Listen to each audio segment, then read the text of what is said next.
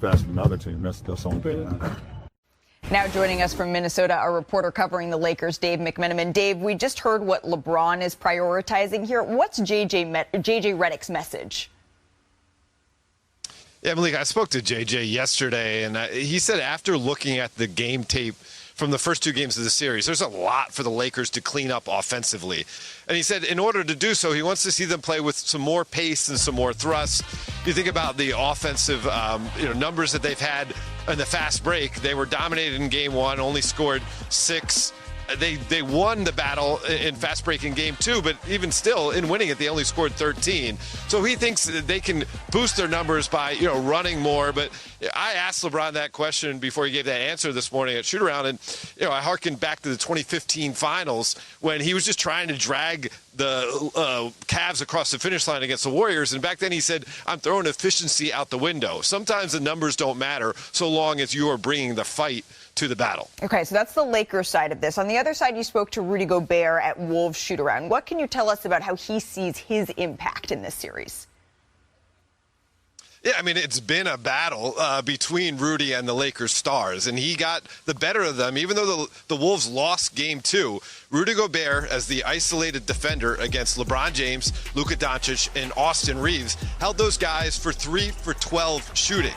And he said he lives for those moments. He wants to play against the best players in the world. So while the Lakers seemingly are hunting out that ISO matchup, Rudy says bring it on, because he wants to continue to prove why he's a multi-time Defensive Player of the Year. And what better way to do it than trying to stop guys like LeBron and Luka? Certainly the crowd in Crypto.com Arena would go nuts every single time Rudy got switched on to Luka Doncic. But when you look at the numbers, as you just pointed out, Rudy did hold his own, particularly against Luka there, even if the crowd was sort of feeding off of those moments. Dave McMenamin, thank you so very much. Enjoy tonight's game. Hey, we got a treat right here on NBA Today. You won't believe who is stopping by. Oh, yes, it's the man, it's the myth, it's the legend. And he's on the sidelines covering tonight's game, doing our color commentary, our analyst work here. Richard Jefferson, we always appreciate you making the time. I want to get to both sides of this game, but we're going to start with the Los Angeles Lakers. What is the key as the series shifts to Minnesota?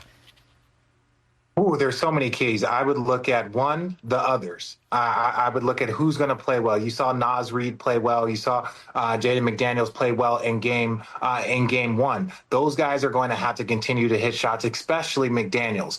But on the other side, the Lakers lost the rebounding battle by 7 in game 1, and they won it in game 2. The Lakers are 18-3 when they're +5 on the rebounding margin. Now, that might seem like a random stat, but if they're cleaning up the glass, and the Lakers are small. Remember, they tried to go get the big at the deadline. They weren't able to. They lost Anthony Davis. So the Lakers are traditionally a small team, even though they have big wings. So when they clean up the glass and they have a +5 margin on the glass, they're 18-3. And I say all that to say is that those extra shots, the ability to get out in transition, but you're also going to need extra guys, like Austin Reeves is going to have to do something. You're going to need a couple more guys to show up.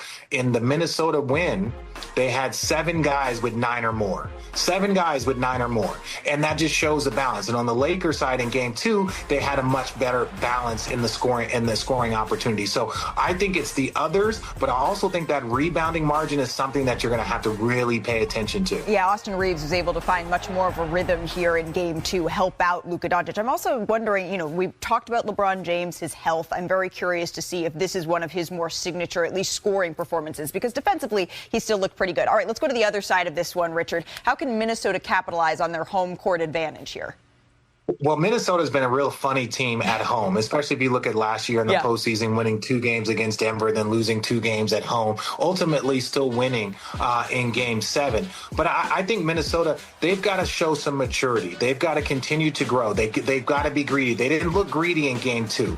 They didn't look as greedy. They looked like they were full. They've got to come out and be excellent at home. And typically the role players are the ones that play better. So that's why I think Minnesota has a great opportunity to take full control of this series, not only in just game 3, but also in game 4. Yeah, Bobby Marks said after game 2 that he would rather be a Minnesota Timberwolves fan. Even after watching what he just saw with the series shifting back to Minnesota, he thinks that they're going to be able to regain some ground here. Richard, before I let you go, we don't like to call you an icon or a fashion maven, but it wouldn't be incorrect to use those terms. So if if we could take a look together at our tunnel walk brought to you by JCPenney. We pulled a few of the elite playoff fits we've seen so far. I'm hoping for your expert analysis tuxedo. Here. Starting with the Canadian tuxedo was yeah, great. This is pretty good too here. Luka's just classic Cade Cunningham. He's really introduced himself to America.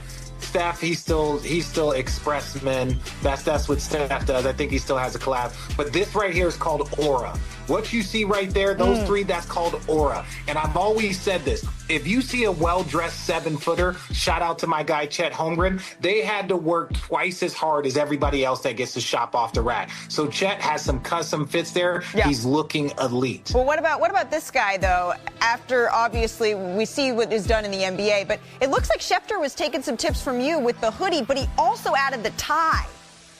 Who wore it better? Yeah.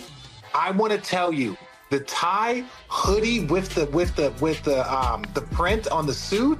Oh my God, that might be the greatest suit hoodie combo I've ever seen. Matching tie. I'm gonna have to steal it. I get it. It's cold in Green Bay. I'm glad that I would give a little credit to Orlovsky too for like introducing the hoodie to the broadcast booth. I felt like I really kind of made it my own. Yeah. But Chef's taking it to a whole new level. That's chef's kiss. Yeah, it's a chef's kiss, really a chefty kiss I'm here. Glad you got that putting fun. a little extra, putting a new level to Richard's style here. Richard, but this was the pivotal play, Bobby Marks. This is when everything changed. Watch Ja Morant here. Lou Dort just catches him in the air. He goes down hard, comes down on his hip.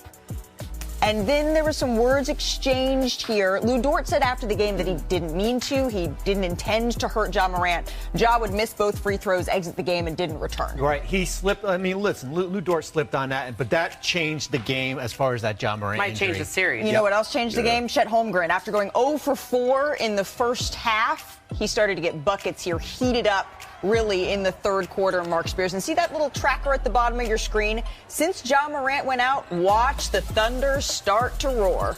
And we were at the Clippers game. A little curious about this score. I went away from it thinking it was done.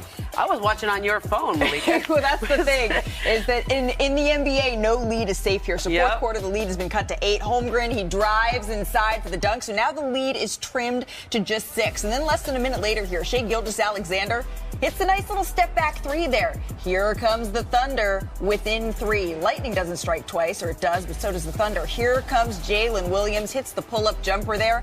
OKC making this a real game. 2-point game here, and this is what SGA does. Finds Lou Dort, gets inside for the tough finish. The game is tied at 105, and all of a sudden, Grizzlies fans starting to get a little tight here. But Scottie Pippen Jr., he had an excellent game here, Bobby. He came off the bench, certainly with the Ja injury, to give them a lift. They needed a lift.